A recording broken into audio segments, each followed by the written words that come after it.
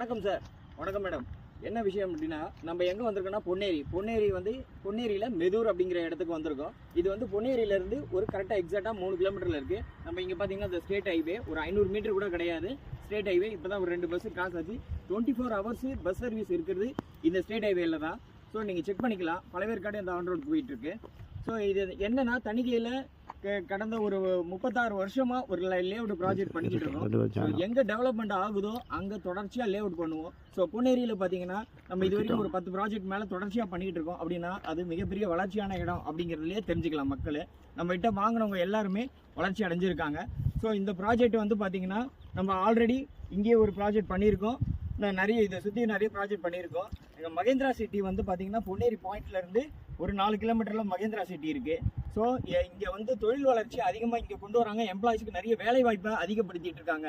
வேலை வாய்ப்பு அதிகமாகிறதுனால நிறைய பேர்